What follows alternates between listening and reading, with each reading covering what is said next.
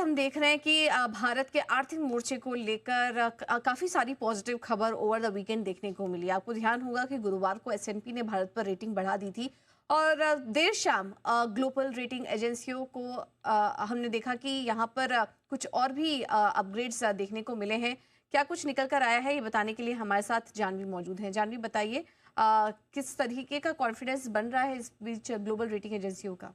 बिल्कुल, काफ़ी बड़ा कॉन्फिडेंस बन रहा है भारतीय कंपनीज के लिए, बैंक्स के लिए, फाइनेंशियल इंस्टीट्यूशंस के लिए अगर बात करें, क्योंकि 18 साल बाद हमने देखा था कि गुरुवार को एस&पी ने जो इंडिया की रेटिंग थी वो BBB नेगेटिव से अपग्रेड कर BBB कर दी थी।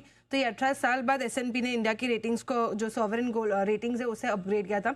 अब उस टाइम पर उन्होंने जो रीजन साइड किए थे, उन्होंने कहा था कि इंडिया की जो इकोनॉमिक कंडीशन है वो काफ़ी बेहतर है, कंपनी की जो पॉलिसीज़ है, मॉनेटरी पॉलिसीज़, वो काफ़ी अच्छी है, और साथ साथ उन्होंने कहा था जो टैरिफ वॉर को लेकर जो चिंता है, इंडिया को ज़्यादा जो है वहाँ पे इम्पैक्ट नहीं होगा, क्योंकि जो इंडिया की डिपेंडेंस है यूएस पे वो ज़्यादा नहीं है।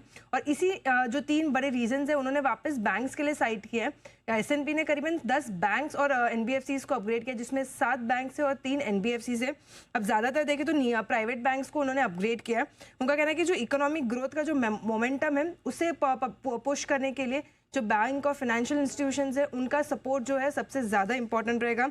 साथ साथ ये जो सारी बैंक्स हैं, इनका जो डोमेस्टिक फोकस है उससे एक बहुत बड़ा इम्पैक्ट, पॉजिटिव इम्पैक्ट मिलेगा। साथ साथ अगर बात करें तो जो बैड लोन्स की रिकवरी होगी तो इसके चलते इन सारे बैंक्स को फ़ायदा मिलेगा, और सारे जो बैंक्स की जो प्रॉफिटेबिलिटी है वो आगे आने वाले 12 से 24 महीनों में इम्पैक्ट नहीं रहेगा। साथ साथ इनकी जो एसेट क्वालिटी है वो अच्छी से मेंटेन रहेगी अगले 12 से 24 महीने। तो ये कुछ पॉजिटिव पॉइंट्स उन्होंने साइट किए अपनी रिपोर्ट में। अब अगर बात करें कि किन बैंक्स की उनकी जो लॉन्ग टर्म रेटिंग है उसे बढ़ाया है, जिसमें SBI, ICICI bank, HDFC bank, axis bank, Kotak Mahindra bank, union bank और इंडियन बैंक्स जो है वो शामिल है।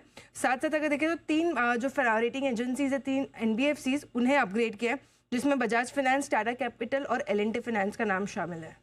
ठीक है, तो ग्लोबल रेटिंग एजेंसियों में जिसमें कि एस&पी ने अब बैंक्स और एनबीएफसीज पर भी अपना कॉन्फिडेंस बढ़ाया। ये कुछ 3 एनबीएफसीज हैं जिस पर की रेटिंग बढ़ाई है, और कुछ 7 बैंक्स हैं। तो आज हम देख रहे हैं कि बैंकिंग शेयर में भी अच्छी तेजी है। 2 स्टॉक्स को छोड़ दो तो सारे के सारे स्टॉक्स इस पर मजबूती के साथ कारोबार कर रहे हैं। चलिए